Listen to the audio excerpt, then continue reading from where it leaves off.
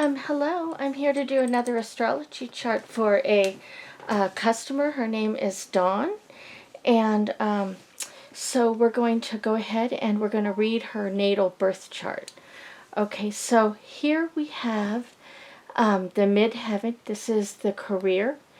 And this is in Sagittarius. So this means that Dawn would do very well with the public, and also even if she had a career that was traveling to different places, as Sagittarius is of higher learning, and it also rules the ninth house of religion. So this could even be a vocation to be a religious person, like a nun or a spiritual teacher.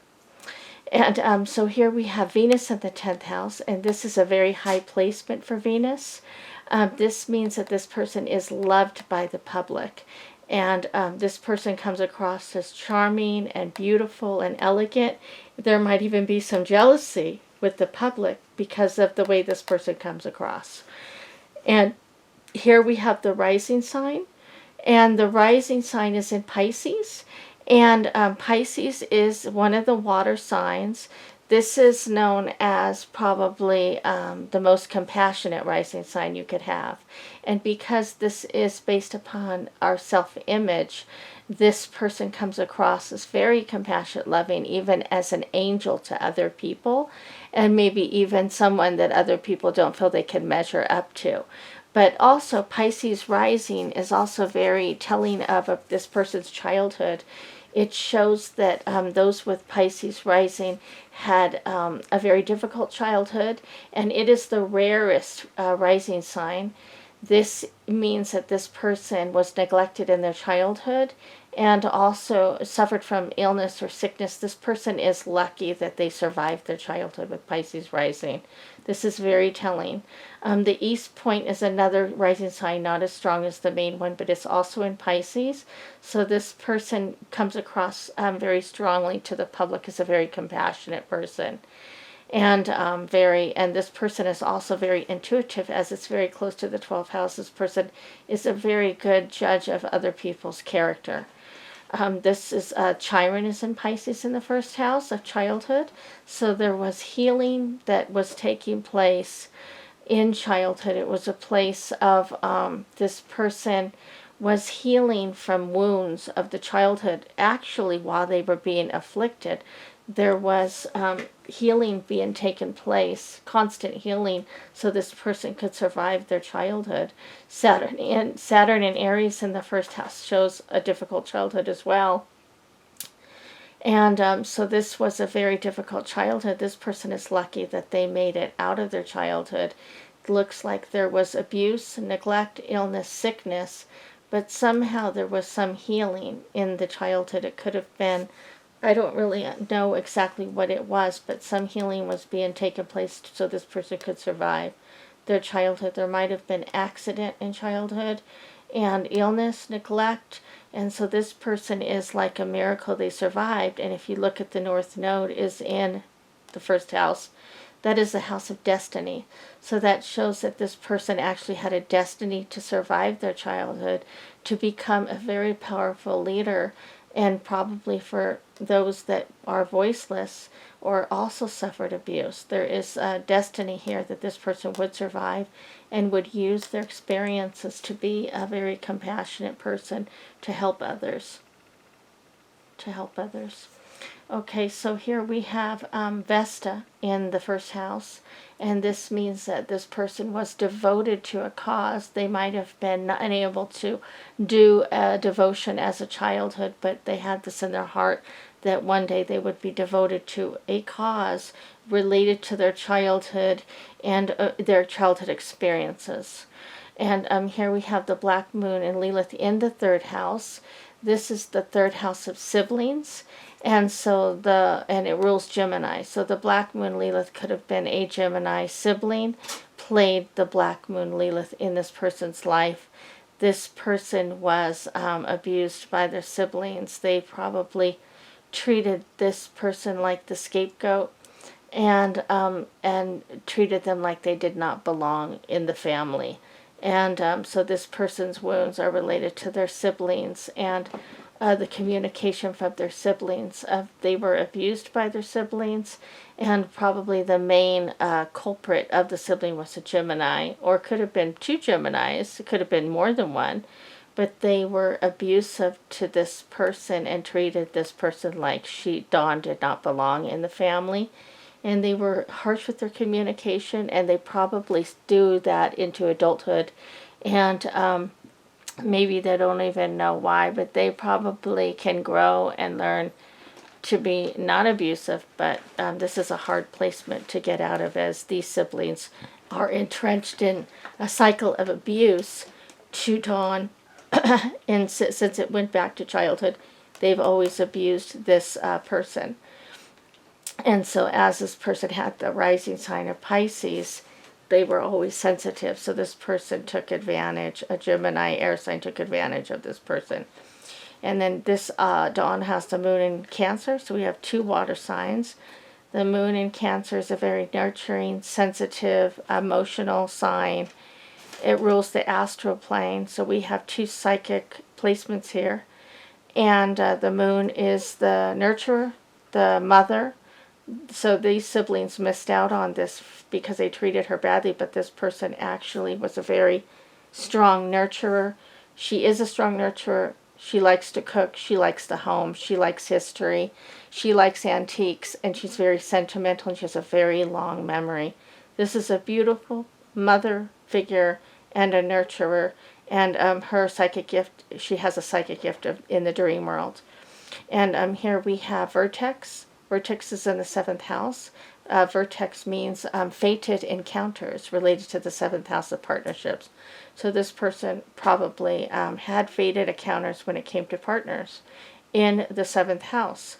They seem to have a inclination of destiny attached to partnerships. Soulmates, destiny, fated encounters.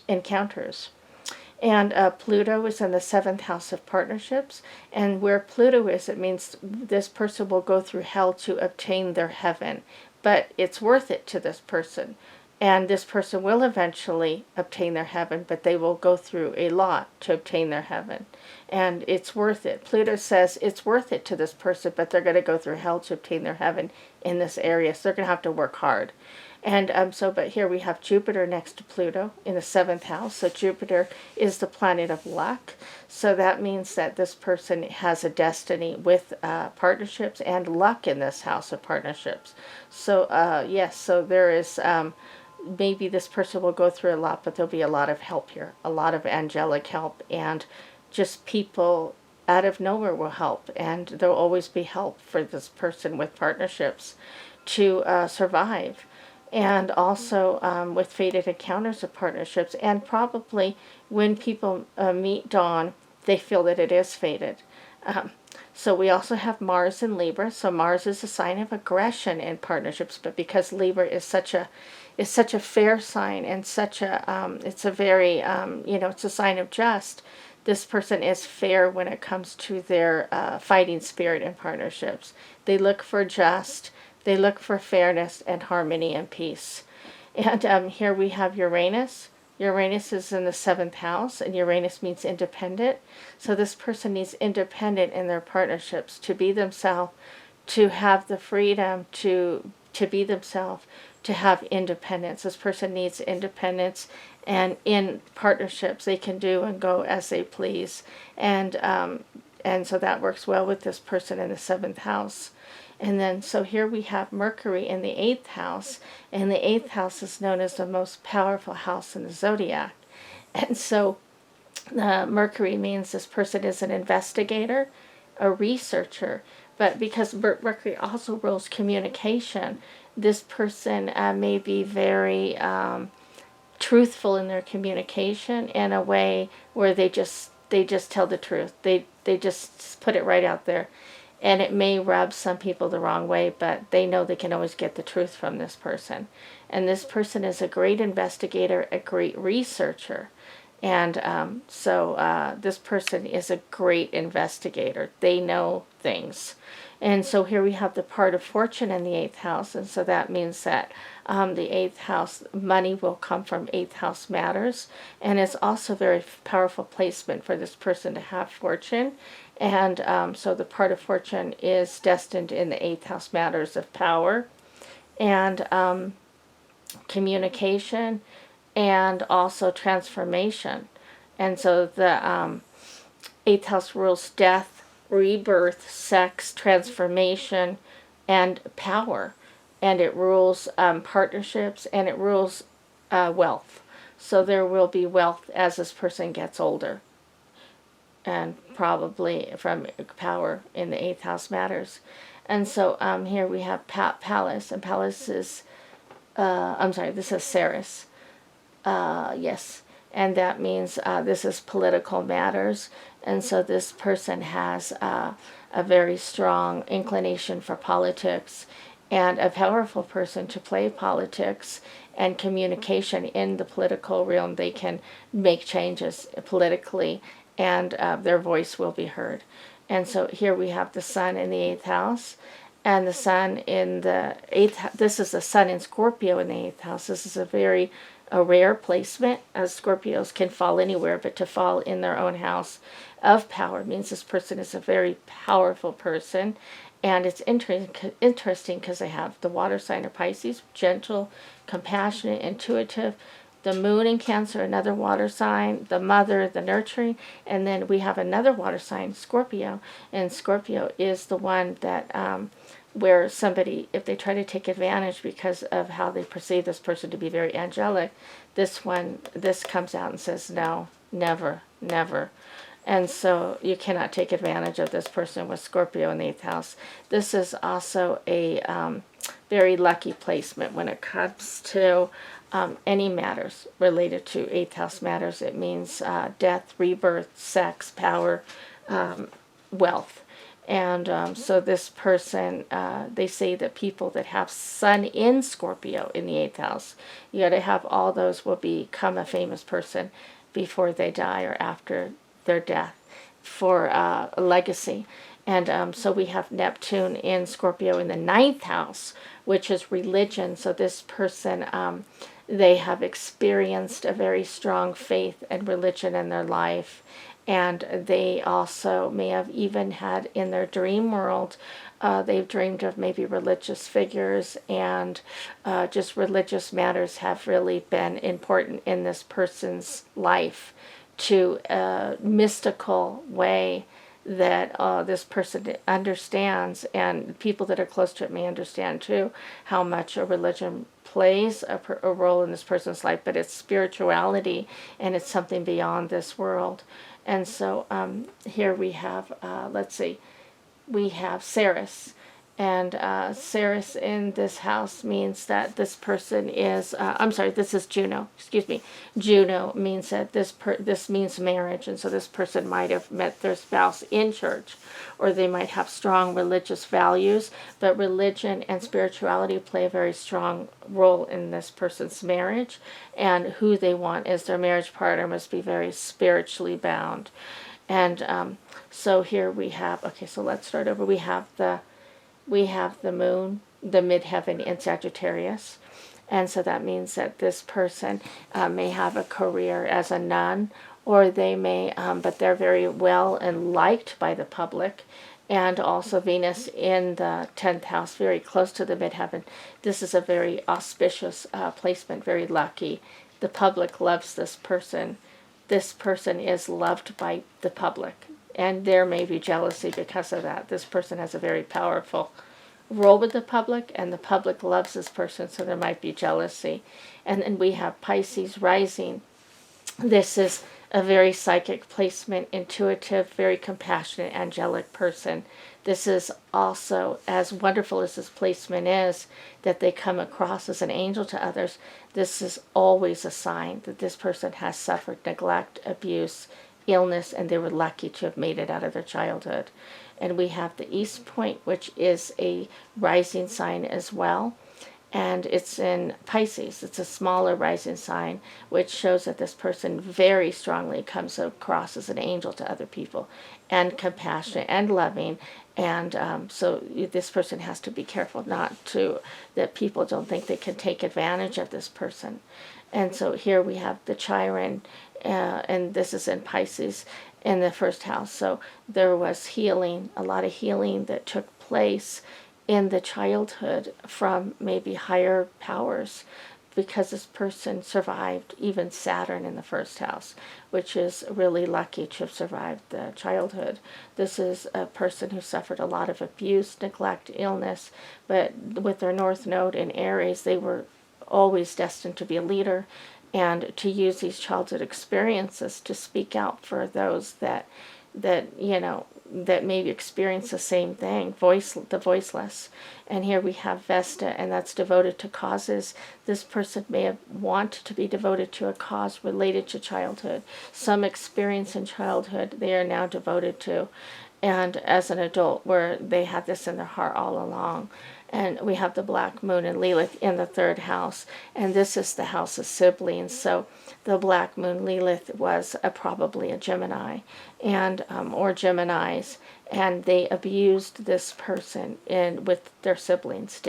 They treated this person like they were nothing, or this sibling, they just treated her like she had no value, and they probably continue to do that. So this is where the shame has taken place in this person's life, in the house of siblings, and they have been very abusive to this person, very abusive to Dawn, and so this is where she has to heal from.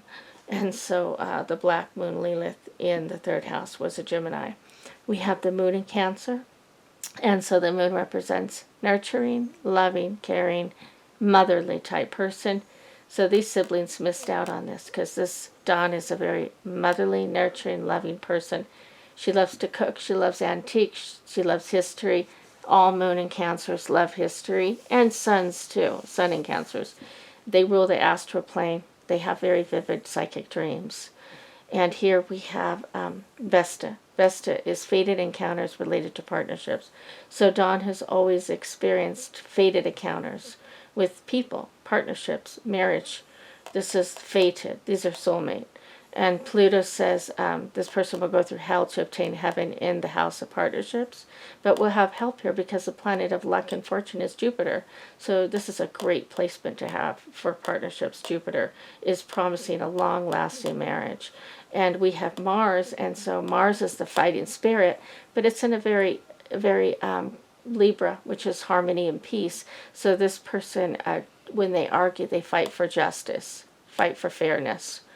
And so it's a good placement. And then we have Uranus. Uranus in the seventh house says this person needs independence in their marriage. And they are probably married to a person who allows this person to be independent, to have their own way of thinking and doing things. And here we have Mercury and Scorpio in the eighth house, a very powerful placement. This person is a researcher and investigator, and also when they communicate about, they have communication also about things that are underneath.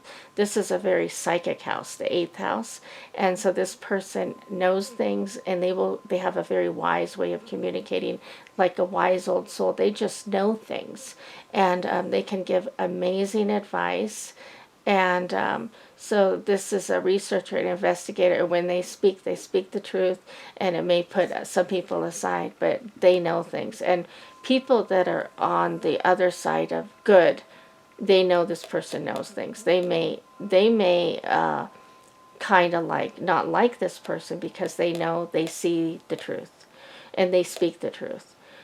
So we have the part of fortune in the eighth house. It's another very powerful placement, which says that this is the house of wealth, and this is the house of power, and so this person will have wealth at their older years, and with a partner, and marriage. And this is a really great placement for their marriage, to have wealth at the end of their life. And here we have Pallas in the eighth house. This person is very good politically, and will actually communicate well politically and place the political arena well. People listen to this person. And this is in the house of Scorpio. And so we have the Sun in Scorpio in the 8th house. It's a very rare placement because it's not only in one of the psychic houses, but it's in the 8th house, which rules the living, it rules the birth, sex, death, power. So this is a very powerful person, and their psychic is they see underneath things. You can't fool this person. Also with their Pisces rising, this is known as the psychic trinity. Pisces, Moon in Cancer, Scorpio. This is the psychic trinity. This person is very psychic, and they know that they are psychic. And if people are close to them, they will realize this person has amazing psychic ability. And with the Sun in Scorpio, this is the one that says, the ones who think they can take advantage, it says, no, you can't. And this person is also gets messages from those that have passed away in symbolisms. And so they see things underneath. They may even have mediumistic tendencies where they can actually get messages from those that passed away. And also, so this is the most powerful placement a person can have in their chart, is the Sun in Scorpio in the 8th house. It says this person will be famous before they die or after they die. They will leave legacy. And Neptune in Scorpio says this person is very religious, and they're mystical and mysticism. And so their religion is, they feel God in a place, in a very mystical place, a place of almost like the saints, very mystical. And so they have a very close relationship to God and that other world, that heaven world. And so they feel that. And so they feel that very sensitively. They know what good is. They know what bad is. And they can fight bad with that Scorpio. And so here we have Juno in the 9th house, which says this is marriage. They have married a person from their church, or somebody who has the same religion, and they feel the same way about God and spirituality. And so this is Dawn's chart. And Dawn, I hope you like it. And if you would like to order one, please go to the link below, and it will take you to my site. Thank you very much.